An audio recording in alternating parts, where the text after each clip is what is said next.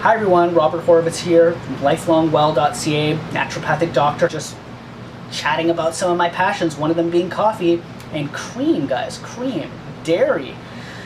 One of the things that I've given a lot of thought recently is how I think we got it wrong, okay, about dairy and saturated fat, and we should have been just listening to our great-grandparents in the first place.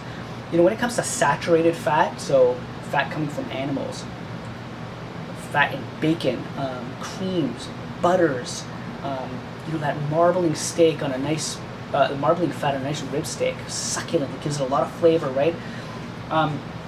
It turns out that it's not really as bad as we thought it was, or is it? The truth is, it depends what we're doing to that fat. And in the case of cream and coffee, cream is a phenomenal energy source, guys, we know that. But what started happening with saturated fats back in the day is people just ate way too much of it.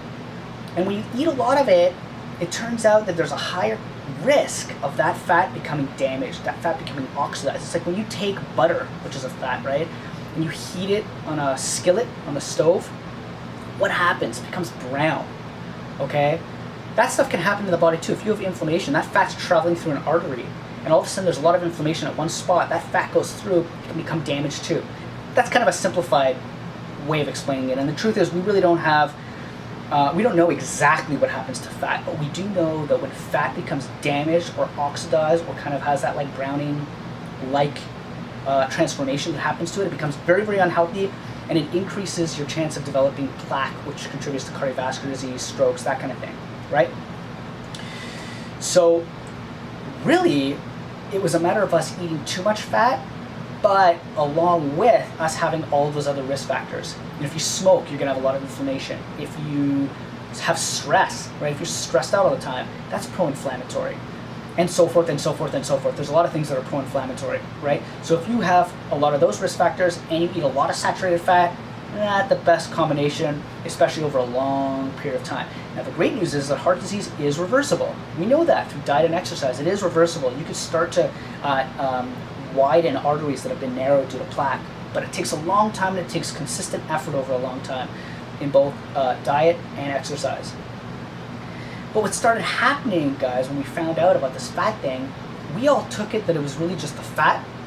And so somewhere around the 1950s or so, 1960s, right, we started to really come up with this idea that we should consume diets that are low fat.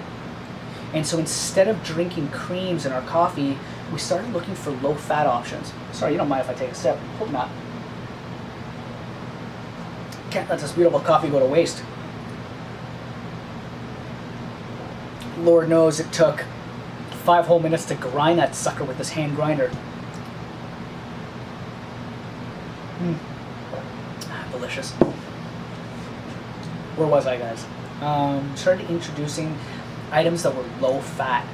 So like instead of butter, we started coming out with these artificial like creamers, right? They kind of look and taste like butters. In some cases they have flavoring, so it makes your coffee taste like butterscotch or something, you know? So it did two things, right? It reduced the amount of saturated fat while also capturing increased market share to the non-coffee drinker, the person who doesn't really like the taste of coffee but love the taste of butterscotch, chocolate, strawberry, whatever. And so you have these creamers and things on the market. But just like in my last video where I looked at cream and the ingredients, okay, when you go to the grocery store and you look at these ingredients of these low-fat or non-fat items, you'll see a lot of the times, most of the time, they're substituting fat with other ingredients that are incredibly highly processed.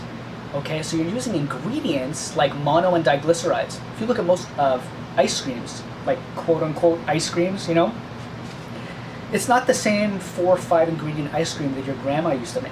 These ice creams still have mono and diglycerides in almost all of them, at least here in Canada, and I bet in the US too. Mono and diglycerides come from genetically modified corn, and they're highly processed, isolated molecules that they rip out of corn using, you know, incredibly harsh chemicals, you know. And I'm not saying that in your cream, your creamer is toxic with chemicals. But what I am saying is that no matter how good of a manufacturer, there's always a little residue that stays there. And so yeah, you are getting a residue of these chemicals anytime you use anything that's processed. Okay, even like potato chips. I'm not saying that the potato chips that only have a few ingredients that you know very, very well. I'm not saying that that's good for you because it's still fried and you're oxidizing the oil and it's still high in fat, which can contribute to weight gain and such. God, I love potato chips. Most potato chips, if you go to the unhealthy side, we use like those big brand name, those mass-produced potato chips. When you see the ingredients, it also has a lot of highly processed ingredients in there, from corn usually, mono and diglycerides, maltodextrin, all these different things in there.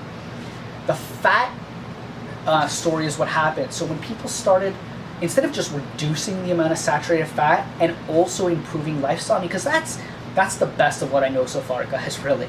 I mean, honestly, that is the best out of everything I've ever learned, and you can agree or disagree. I'd love to hear what you think. I think really the best is to keep with these whole foods, these, fattier foods, let's say, but in way smaller amounts, okay? Because you really only need much. I mean, unless you're living an incredibly active lifestyle. The more active you are, the more energy you need, therefore the more fat you need. It's simple as that, right? If you're not as active, you don't really need a lot of fat, okay? You just really don't need it. But anyway, the idea is to reduce your amount of fat while maintaining a lot of healthy fats, okay? Not a lot, just a variety of healthy fats, but still in small amounts overall, okay? And then also while reducing other risk factors like smoking and stress and other things that can cause inflammation and oxidation within the body, okay? Where you live, breathing in toxins, for example. That's the best way to do it. What's not the best way to do it is to stop consuming these fats altogether and replacing them with highly processed, manipulated, isolated compounds that you get in all these processed foods everywhere, okay? Like margarine versus butter. What's the difference, right? Anyway, maybe we'll do a video on that. Anyway, I'm gonna go for now, you guys. If you guys are interested in foods that are really high in antioxidants and that are nutrient dense, and if you want to get a better idea of unique supplements and foods that I have chosen personally, you can head over to lifelongwell.ca.